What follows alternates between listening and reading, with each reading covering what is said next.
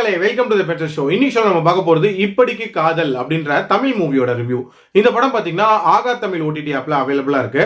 இந்த படத்துல பரத் பக்ஸ் மற்றும் பலர் நடிச்சிருக்காங்க. இந்த படத்தை பரத் மோகன் அப்படின்றவர் தான் டைரக்ட் பண்ணிருக்காரு. இந்த படம் ஒரு full and full romance story அப்படின்னே சொல்லலாம். அதுவும் புரோக்கன் ரிலேஷன்ஷிப்ல இருந்து வெளியே வந்த ரெண்டு நபர்களுக்குள்ள ஏற்படக்கூடிய ஒரு காதல் அப்படின்ற மாதிரி காட்டியிருப்பாங்க.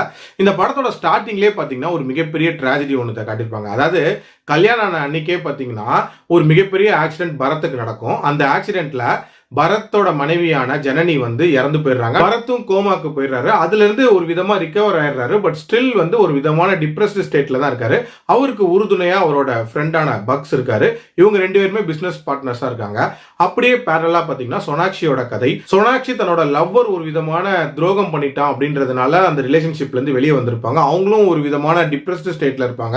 ஸோ பரத்துக்கும் சோனாக்ஷிக்கும் எப்படி அந்த லவ் அப்படின்றது உருவாகுது, அந்த ரிலேஷன்ஷிப் எப்படி போகுது, அந்த ரிலேஷன்ஷிப்ல என்னென்ன மாதிரியான பிரச்சனைகள் வருது, கடைசியா ஒன்று சேர்ந்தாங்களா இல்லையா அப்படின்றத அந்த படத்தோட கதை. இந்த படத்தோட பாசிட்டிவ்ஸை பொறுத்த வரைக்கும் ஸ்டார்டிங்லே ஒரு மிகப்பெரிய டிராஜடியை காட்டியிருப்பாங்க. என்னடா இது ஒரு மாதிரி சோகமான ஒரு காதல் கதையா இருக்க போதோ அப்படின்னு நம்ம யோசிக்கும் போது அதுக்கு அப்புறத்துல இருந்தே பாத்தீங்கன்னா ஒரு மாதிரி ரொம்ப லைட் ஹார்ட்டடா ரொம்ப ஃபீல் குட்டா ஒரு ரொமான்ஸ் ஸ்டோரி சொல்லியிருக்காங்க. அதுக்கே ஒரு பாராட்டுகள் சொல்லணும். அதுலயும் பரத்துக்கும் பக்ஸுக்கும் ஏற்படக்கூடிய அந்த ஃப்ரெண்ட்ஷிப் அப்படின்றது ரொம்ப நீட்டா காட்டப்பட்டிருக்கும். இன்ஃபேக்ட் ரெண்டு பேரும் பேசிக்கிறதே பாத்தீங்கன்னா கெட்ட வார்த்தைகளை தான் பேசிப்பாங்க.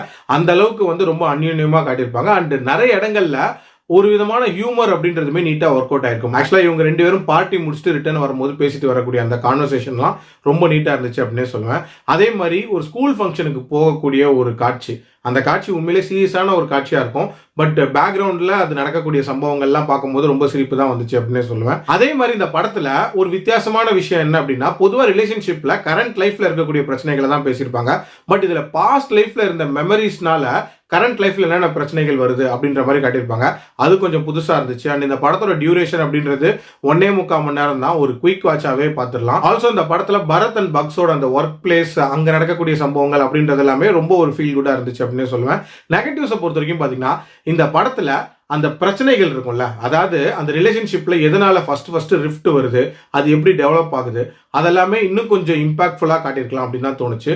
ஒரு சப்ப ரீசனுக்காக பிரச்சனை வர மாதிரி காட்டியிருப்பாங்க. ஆல்சோ ஒரு கட்டத்துக்கு மேல சோனாக்ஷியோட அந்த கேரக்டர் அப்படின்றது கொஞ்சம் டாக்ஸிக்கா போற மாதிரியான ஒரு ஃபீல் இருந்துச்சு. ஒருத்தரோட பிரைவேட் ஸ்பேஸே வந்து மதிக்காத ஒரு ரிலேஷன்ஷிப்பா வந்து காட்டியிருப்பாங்க.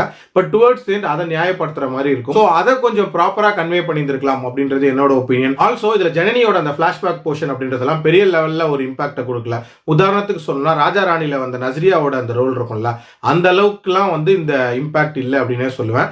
ஓவரால் என்ன பொறுத்த வரைக்கும் ஒரு டீசென்டான ஓடிடி வாட்ச் அப்படின்னு தான் சொல்லுவேன். என்னோட ரேட்டிங் இந்த படத்துக்கு 2.9 out of 5. ஸோ கண்டிப்பா ட்ரை பண்ணி பாருங்க. மீண்டும் அடுத்த விமர்சனத்தில் சந்திக்கிறேன். நன்றி, வணக்கம்.